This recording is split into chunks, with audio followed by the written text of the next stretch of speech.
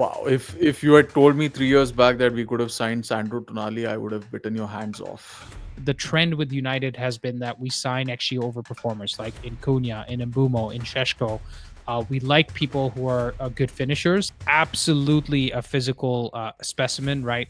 In terms of even his running style, it's more physical than like the dainty, small little steps or something like that. He's not like a Neymar. So to total all that up, that's roughly 87 million freed up even further. That means we can sign 7 players worth 60 million on 200k per week. And mind you, that is if we're in the Champions League, because we can spend more money if we don't get into Europe.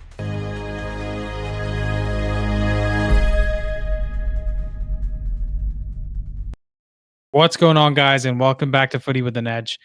We're here for another episode of the Stat Patters podcast. Before we get into today's show, we need to talk about something huge that has just happened that I think people have not really deeped in terms of the impact it's going to have on the Premier League, because we're talking about instant points deductions, real time monitoring of financial rules, and no more creative accounting like selling yourself, your hotel, your women's team, your car park, your friend's house, whatever else Chelsea and Todd Bowley were doing, right? Because it's going to change everything about how Premier League clubs operate. Last week, you joined us for a retrospective on the sins of 2023, and please applause and love for Rishi in the comments for getting all of that off his chest. And you guys enjoyed the two-part episodes that we dropped, and we really appreciate the love. But essentially, we looked at how the sins of that summer could affect us in negatively in terms of Project 2028, and also maybe not allowing us to win the league till 2030. But guess what? It's almost as if the Premier League gods heard us, because the new rules, which is the squad cost ratio, and what was it? Systemic resilience, whatever SSR stands for. Yeah, Sustainability and systemic resilience. yeah. Whatever those McKinsey, Bain and Company folks came up with. But I broke down the entire system in a full 10-minute explainer video that's on the channel now. So if you want to deep dive on how SCR works, what the red and green thresholds are, what the UEFA alignment is, and how the feedback loops work, definitely go check out that episode after you watch this one. But Rishi, what are our thoughts on these new rules, and how excited are you because you put this episode together as well? Today, we are not re explaining the rules. We are showing you how United can actually benefit from these rules and why this could be like a rare moment where Premier League regulations finally tilt in our favor. Yeah, Rashid. So let's get straight into it. Our first segment for today is talking about squad cost ratio. So firstly, let's take a look at how much we stand to earn next season. I think the projection is about 650 million pounds projected without Europe. And that is all from football related revenue, right, Rishi? Because we need to make sure Yeah. that it's not us like selling the stadium or doing some weird shit there. So yeah, it's 650 million in football related revenue, which means we're allowed to spend 85% of that if we're only in the Premier League on football related costs. So that is player signings, player wages, manager wages, and transfer amortization. So those are the four main things that we can spend the money on. If we make it to the Champions League, we get the Champions League money, which is 15.7 million pounds for qualifying, 1.8 million pounds per win. That is at every stage of the tournament, including the final. 590,000 per draw. And in the group phase, based on the table position, 15th place gets 5.6 million. And I think this is Rishi's prediction, which is essentially we're going to win four, draw one, and lose three, because PSG had those results and finished 15th in the table in 24-25. And yes, we're not as good as PSG, but let's not forget they had a bad start to the season last year, and that's where they finished. And then they went on to beat Liverpool, and the rest is history. Rishi, do you want to talk us through the qualifiers and the rest of the Champions League Yeah. money? So if we just put these numbers together, if we finish the group phase at 15th place, we'll make around 29 million pounds. If we are on 15th place, it means that we have to play the qualifiers to reach the round of 16. Say we win those two games, we win one and draw one. That's another 2.4 million. You get a bonus for reaching the round of 16, which is 9.4 million pounds. So that's a total of 41 million pounds of revenue for United from the Champions League. And I'm being realistic. Even if we qualify for the Champions League this season, next season, the best we do is something like a round of 16. And when you're taking projections into account, you have to be reasonable like that. You can't just say that we're going to win the league and we're going to win the Champions League our first time in the competition after many years, right? So let's say we reach the round of 16, we get a bonus of 9.4 million pounds there. So a total of 41 million pounds from the Champions League, from the competition. Also, we'll have 6 home games in the stadium. So that puts our stadium revenue at 36 million pounds. Last year, we made 5.4 million pounds per game overall competitions. So I'm assuming that with the Champions League, there'll be a 10% bonus. So that's 6 million per game over 6 games. So the total revenue from being in the Champions League next year will be 77 million pounds. Andy, I've also made a calculation in case we are in the Europa League, which seems, let's be honest, it seems much more likely. Yeah. So It's probably optimistic looking at after the Everton game if you're making projections after the Everton game. But yeah, go on. Yeah. So if we reach the final, we make 20.5 million pounds. And reaching the final is not a long stretch considering we actually reached the final with a pretty crap squad, right? In Amarim's first half season. You add 7 home games in the run to the final, that's 5.4 million per game. I'm again taking the projections from last season because Europa League, the ticket prices might be a little bit lower than Champions League.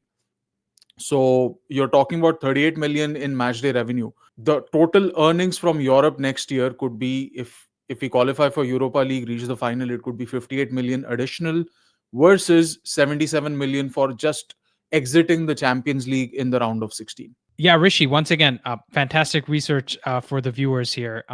Just to wrap it all up, right? So, in terms of how much money we will make based on whether we're in the Champions League or the Europa League next year, estimate for this year's revenue is 650 million without Europe, like we said.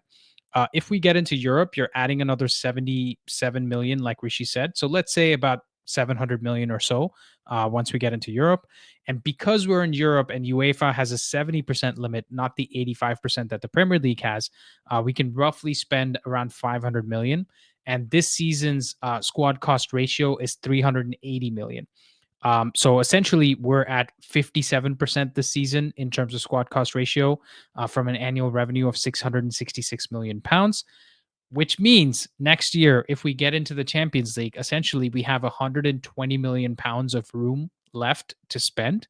And Rishi's done some more research here for what that means in terms of us losing some of the contracts, the more expensive contracts, and getting people in on better contracts as well. But overall, when we're looking at this, we're looking at 120 million more of room that we can spend without changing anything else about the squad. But I'll hand it over to Rishi. Yes, Andy. So 380 million is the cost as of this year. But remember, next year we lose Casemiro's contract. That's 15 million in amortization and 15 million in wages. That's 30 million. We lose Maguire's contract, which is 11.5 in amortization and 10 million in wages. That's 21 million. We lose Sancho's contract. Finally, that guy is like a turd that just will not flush down. It's 15 million in amortization, and we still have 2.6 million of his wages because we're still paying 50,000 out of his wages, and Villa's paying the rest of it. That's 17.6 million pounds. We also have Malasia, 3 million amortization and close to 2.53 million on his wages. That's 6 million. And Hoyland's still on our books. So we have 13 million of his amortization and we aren't paying any of his wages. So that's 13 million. So to total all that up, that's roughly 87 million freed up even further from the 380 million that we have this year. And we're not even counting Rashford and Onana because they're probably going to go on loan again and their cost stays the same next season, right? Because the clubs cover the salary, which they are this season, and we're not getting any loan fee for them. Also, whatever, Rashford doesn't have any amortization because he's a youth player, but Onana's amortization is still on the books this season, right? So we are also not counting like Mazraoui and Dalo and those kind of players who probably aren't a great fit. They may or may not leave next season. So we are taking a very conservative estimate. Yeah, Rishi. So just removing these players takes our yearly cost from 380 million down to 300 million. And our limit based on our projections for next year is 500 million. And mind you, that is if we're in the Champions League, because we can spend more money if we don't get into Europe, right? So essentially, we have the ability to pay more. But let's not go there because then we're gonna get into, oh, but Amram gets sacked and we should spend the money on another player. But assuming Europe, it seems that we have 200 million more that we can spend every year. Now, just because we have the ability to, does that mean we can actually go spend it? Because we still need to get that money from somewhere, right? So that's where some of these sales come in. So essentially, what that means is in the summer, we should have the ability to spend more money. And specifically, when you're looking at SCR, we can spend more money on manager salary, on player wages, on player yearly amortization, and also the agent fees, right? Apparently, FIFA wants to cap this at 10% for the selling club and 5% of the buying club. Raiola, for example, earned 20% from Paul Pogba and the Mkhitaryan purchases. And Rishi, was that from the club directly? Yeah, that was from Woodward, That was from the not club, even and the I'm club. sure he took a fee from the players as well, right? So that's pretty interesting. And Yeah, then maybe. let's say this is at 15% of what we're going to spend, including signing on fees for players. And by the way, the SCR also includes performance bonuses, right? I know this is a lot of information coming at you guys, but think about it this way: anything related to football. So if someone scores a goal and they get a bonus from it, or there's a clause in the transfer agreement. You know how there's always add-ons that are based on appearances and things like that. Add-ons are also included with it. Player wages are included with it. So essentially, anything you can think of that is needed to run the football business is included in the costs that are counted towards SCR. Rishi, out of the 15% that we're taking out from agents' fees, what do we have left next year essentially to spend? So we saw that we have a 200 million gap in the costs, right? Because we are allowed to spend 500 million, and our cost next year will be close to 300 million. So from the 200 million total spending capability that we have, let's take 15% out for the agent fees. So 15% of 200 million is 30 million, puts us at a 170 million mark.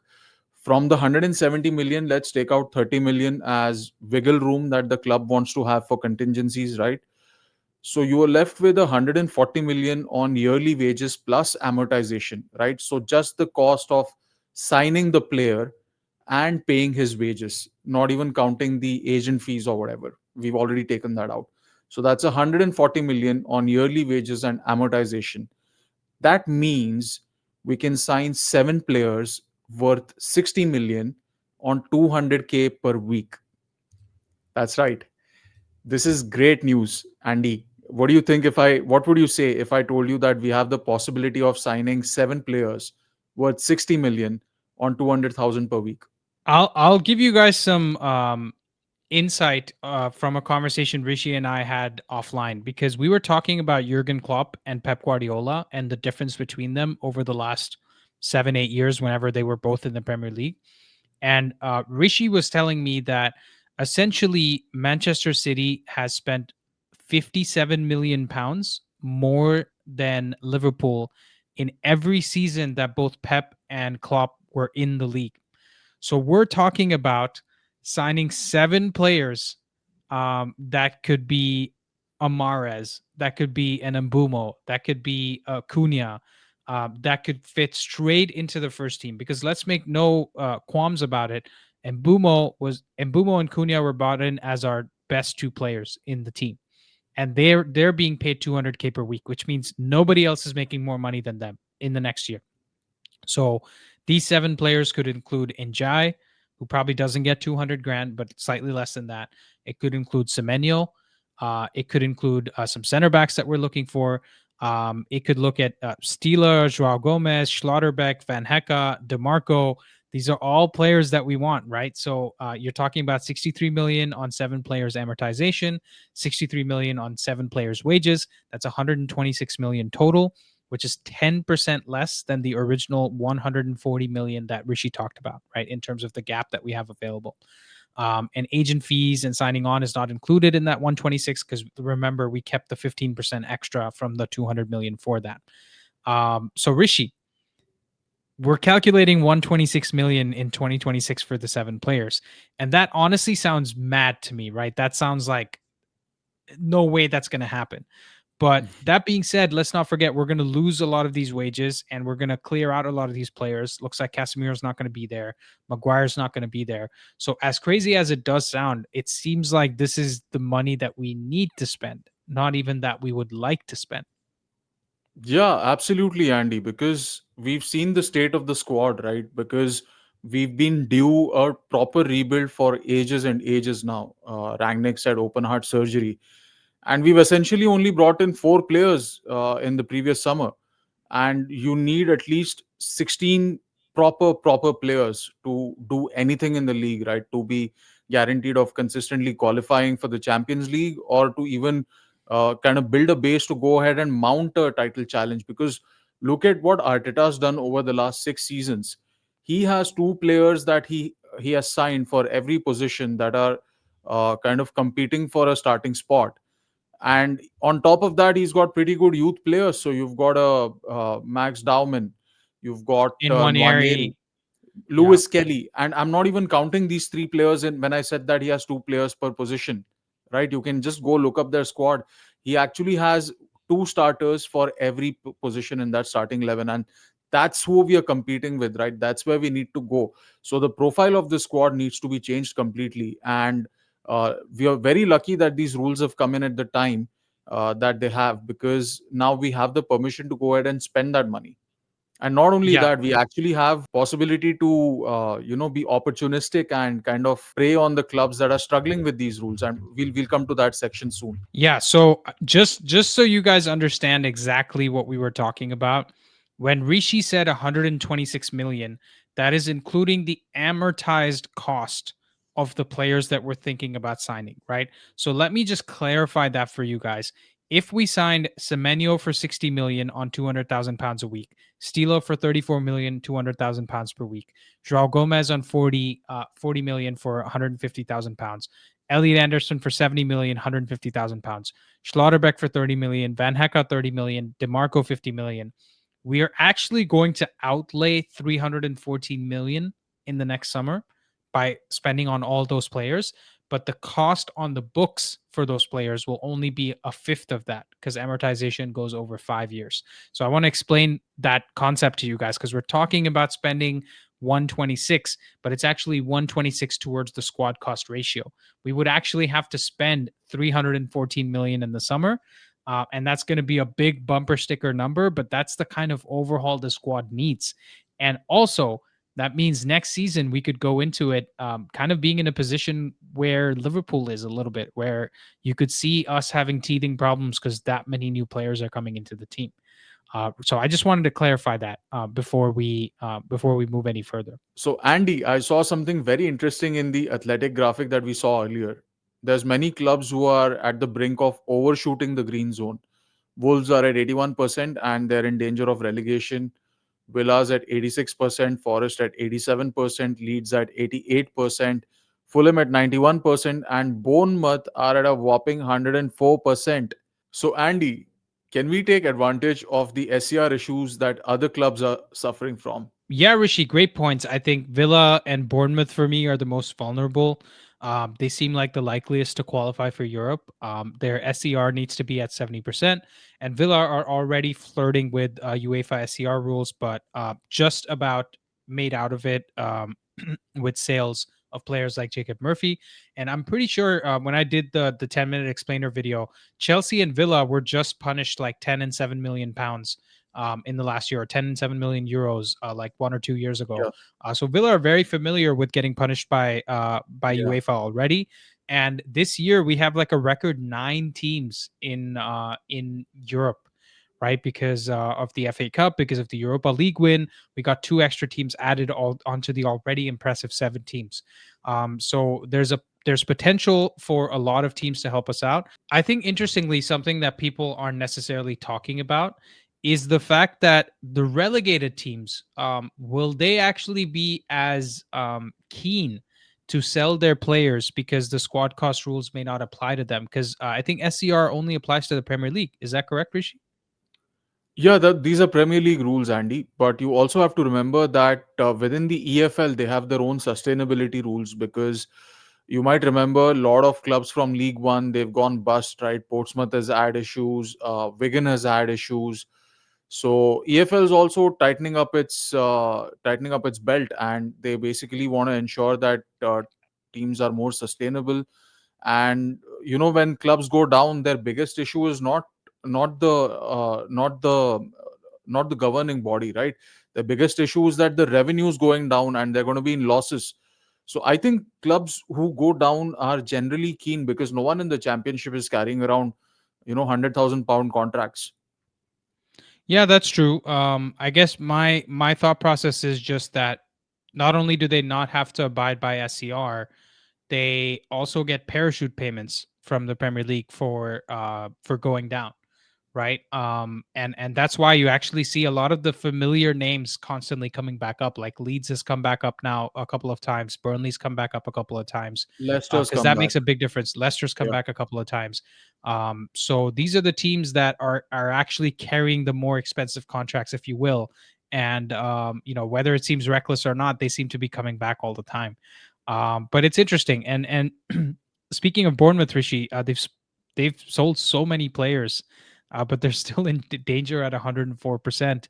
And they just gave Semenyo a new contract in the summer as well, and he's making around £100,000, I think, including bonuses. And if we talk about the stadium revenue as well. Some of these teams have low stadium revenue. Vitality Stadium is 15,000, which is Bournemouth. They're aiming at 20,000 in 2 seasons' time, which again doesn't really make a big difference. Commercial revenue is fairly low because they have a small fan base. Um, so we could actually exploit that and go for a Semenyo or for Krupi or Senesi and Diakite. These guys are all good players. In fact, Diakite is for those of you guys that play FIFA a few seasons ago he was pretty good on FIFA. I had him in my ultimate team. So that is an interesting shout as well, right? So I think Bournemouth is a good one for us to target. Rishi, what do you think? Andy, you make an interesting point about Bournemouth, and I would love to have any of those players that you mentioned at United.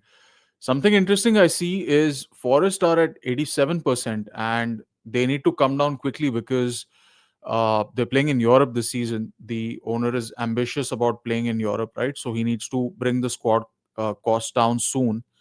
Uh, and at you see a club like Forest, they've got Anderson playing for them. He's on pretty low wages, makes about 50K along with the bonuses. Uh, but the point being that if they sell him for like a 70 million cost, right? He's got 24 million of amortization remaining on his contract at the end of this season. So that's a 46 million profit for Forest. And I feel Palace are also in the same boat because their cost is at 77%. They're in Europe this season. And next season as well, I think they have a good chance of qualifying for Europe. So they're one of those clubs that need to be around that 70% mark. And they will also probably need to sell Wharton. So again, good news for us. Yeah, Rishi, interesting about Anderson. It seems like he also has an agreement with Forest to leave at the end of the season.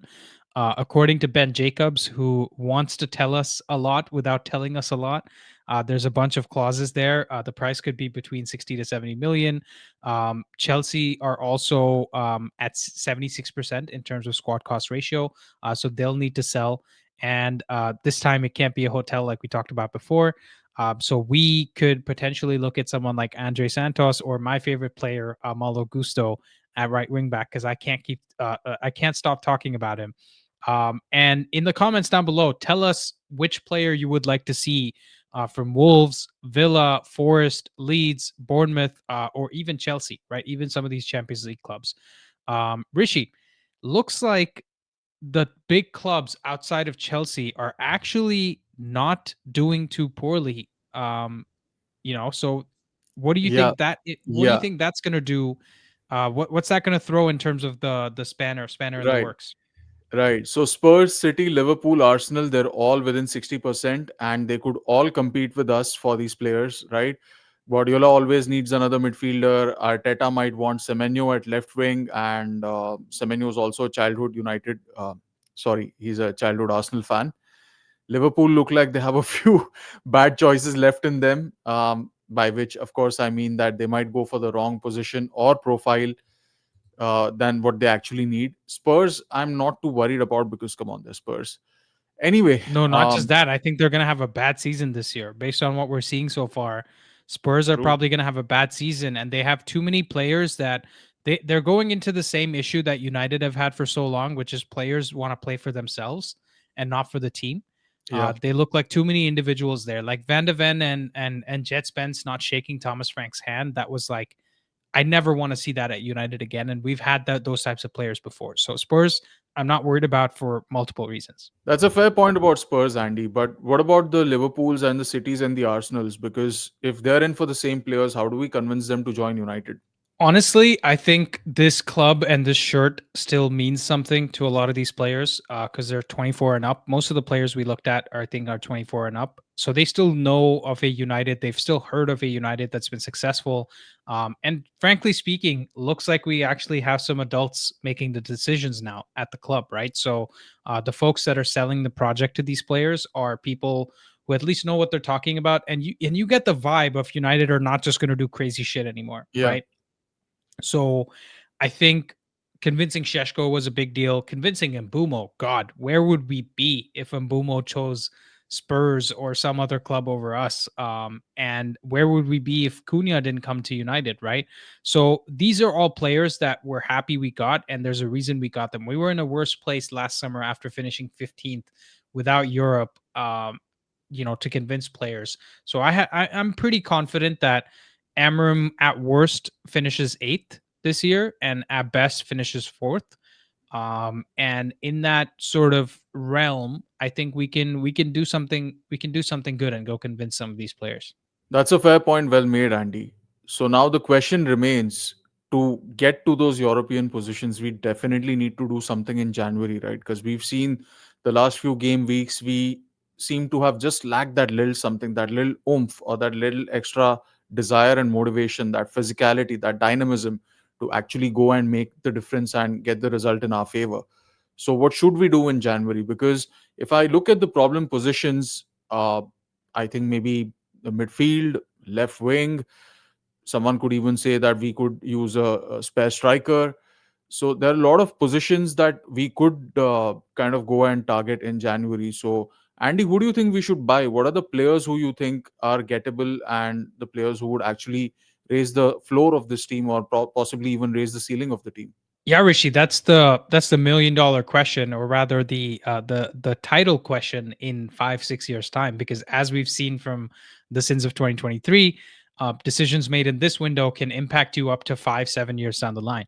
In my opinion, in January we should go get Joao Gomez. I wouldn't even mind Andre at Wolves. I wouldn't even mind Ryan Yates. We just need some bodies, guys. Casemiro again, 1 week he'll look like 80% of the Real Madrid Casemiro, and another week he'll look like 40% of the United Casemiro. So we have some big problems in terms of consistency within that midfield. And fair enough, this dude is like 33 turning 34. It's not his fault that we're so reliant on him to be the only decent midfielder. We know Ugarte has been extremely disappointing. If we go get Joao Gomez, we're essentially getting an upgrade on Ugarte, right? We're getting somebody who's physical and combative. He can give us the energy in midfield, and he has some of the best defensive numbers in the league according to FBref. Then we look at Semenyo. I have actually been positively surprised with his attitude. I think this is somebody that we would love to have in the team in terms of attitude and play style and everything like that. He has a 60 plus £5 million release clause in his contract that is active for the first 2 weeks of the window. He's absolutely a physical specimen, right? In terms of even his running style, it's more physical than like the dainty, small little steps or something like that. He's not like a Neymar. He's more like a Gareth Bale or a Ronaldo in terms of how he dribbles. He's very direct. He's got a great shot on him. Last 365 days compared to wingers and attacking midfielders, he's in the 85th percentile for shots on target per 90. His XG over performance is in the 80th percentile, so looks like he's a good finisher. And United, the trend with United has been that we sign XG over performers like in Cunha, in Mbumo, in Sheshko. We like people who are good finishers, and Semenyo fits that role across all five positions that we play in the front, right? Whether it's wingbacks, the two tens, or the striker. So Andy, that's 100 million right there, and looks like that was the 100 million pound question. Uh, I like these shouts. These two are long-term fixes who also raise the floor of the team. And in Semenyo's case, I think he also raises the ceiling because we've struggled when Cunha is unavailable, and Sheshko has struggled to adapt to the physicality of the league. I think this gives us a solid base to build on, and it guarantees a top five finish. Yeah, Rishi. So the 100 million that I have decided to spend is on Joao Gomez and Semenyo, and I'm talking more about the January transfer window. In the summer, I have two interesting shouts to put out to you. The first one is Anton Stock, who plays for Leeds. He's a 6'4" tall midfielder. Seems like he's good in the air. He's good defensively. His numbers look pretty well rounded, but it is playing for a struggling Leeds team, right? And that's kind of been my point or my warning about the Elliot Anderson numbers as well, because they look really good in a struggling team. Um, what about Anton Stock and what about Sandro Tonali? Because Newcastle are also struggling with their squad cost ratio. Is this a player that we could convince to come to United? And do you think he comes to us over any other team? Wow, if you had told me 3 years back that we could have signed Sandro Tonali, I would have bitten your hands off. But a lot has happened between 2023 and today, right? Tonali's had that big ban because of his gambling issues. I think with this new regime, what happens is, they look at the clean living professionals kind of filter that we are putting all our signings through, and I don't think that they look at Tonali that way. But as a player, yeah, absolutely, I would. I think he's a midfielder that improves any team's midfield in the Premier League. I'm saying he's an upgrade on even someone like a Zubimendi. And Zubimendi, some people are saying, is one of the signings of the season. I absolutely love Tonali, and if he's genuinely got over his issues, and if the club are willing to take the bet on him, I would absolutely sign him. My problem is that Newcastle think they're at a level of United, and they consider themselves our rivals. We've had issues with Ashworth. We've had issues, with trying to sign Sheshko. They couldn't get him with Mbumo also, and I'm sure they even went for Cunha. So they actually think of us like they're our rivals. So I'm not sure if the club on the club level they would want to do a deal. So, and what how do you feel about stock, Rishi? Because I think your perspective on Tonali is interesting. I also think it's a match made in heaven in terms of gambling problems and Manchester City. Anybody? But I think Stock is also an interesting shout because when he was in Germany, it was again based on FIFA knowledge only. He was somebody that you would buy as a starter card at the beginning of the season because he was like gold card with 6'4" and all that. But since he's come to Leeds, he's actually surprised me positively because he's adapted to the Premier League very easily, and we've been talking about a lot about height and physicality in the team. So getting a 6'4" player could be interesting. Thoughts? Yeah, absolutely. I think it's a fair point, and I'm just looking at his FBref numbers over here. I have to admit, I haven't seen Stark in action, but just purely going off his numbers, this is an impressive player. And you've seen how difficult the transition is for players coming from Germany to the Premier League because physically it takes them a minute to get used to it, right? But this player looks like he slotted in very beautifully, and if Leeds look like they're one of the favorites for the drop. I know they started off the season well. They're currently in 18th position. They have a goal difference of -11. I don't think this team is improving more than they've they're not showing us more than they're already showing us. I think I think Stark's a good player, and I think we have a fair chance of getting him, especially if if the team goes down. Yeah, that's fair. And let's not forget it's going to be a cheap price and cheap wages because he's only making £45,000 per week right now. Yeah. Which means the price could be anywhere between 30 to 40 million, and we probably pay him like 60, 70 or something like that. Decent squad player, right? So why not? Yeah, I just wanted to say, Andy, with players like this, if they're actually capable of becoming good players that are capable enough of starting for us, right? Or good rotation players. What happens is, remember how we spoke about we can sign 7 players worth 60 million and have them on 200K a week? This kind of a player who costs half as much and comes on half those wages, right? He saves us quite a good amount of that salary cap. So that allows us to go next season and keep spending without increasing our revenue significantly. Yeah, good point. With that said, let's move on to our final segment of the video, one that Rishi and I enjoy a lot, and one that, if you're an FPL player, looks like you should be listening to us, man, because some of the shots we've made in the past have been really playing well since we've made them, like Nico Williams for Forest, like Michael Coyote for West Ham, I believe. And then who was the right back for Malik Diouf. Brentford? No, Uh, that is Malik it's Diouf Coyote from from West Ham. Brentford? Yeah, yeah, Coyote yeah. is from Brentford. Malik Yeah, Diouf is the left back from West Ham. yeah, He was my player of underrated player of the week a few weeks back. He's been yeah, doing pretty well. yeah. But you can see why we're excited about this segment, because who doesn't like to be proved right? And Rishi, who's your underrated player for this week? So I had a lot of names to pick from, but the one that I actually watched from the Chelsea Burnley game was Andre Santos. He had a 7.9 rating on FOTMob, and I actually thought he was underrated. Like, literally, he deserves an 8 plus rating for that match because he was everywhere on that pitch. And in fact, Kukurea, who plays on the same side of the pitch, he had a brilliant game because Andre Santos was covering up all the ground. He had 17 defensive contributions. He won 7 out of 10 duels, including 2 out of 3 aerial duels. He's only 21 years of age and he's an absolute defensive monster. He's also got a great shot on him. So I would love Andre Santos from Chelsea over at United. I would love him in our midfield. I don't think Yeah, Chelsea does that deal, but I would love him. Yeah, absolutely.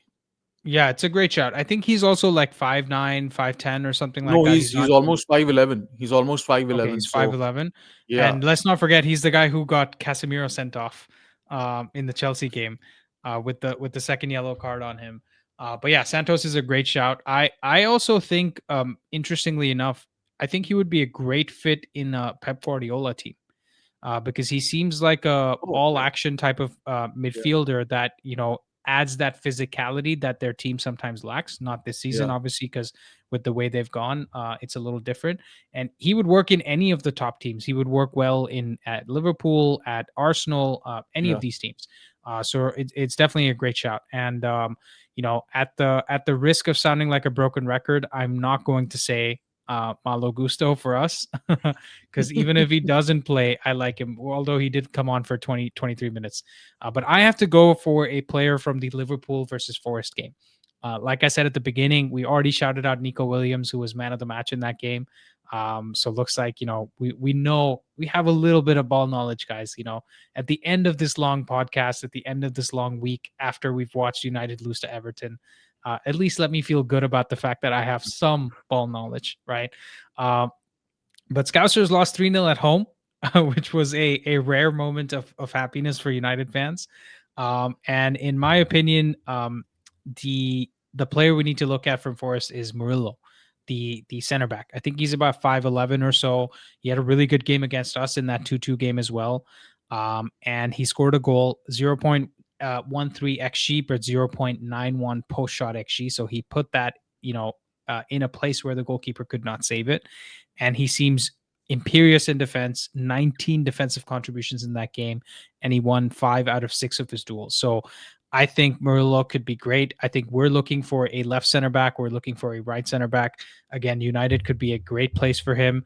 I think Chelsea could use somebody like this guy, and he seems to fit the mold of what they're looking for as well, because they're struggling defensively.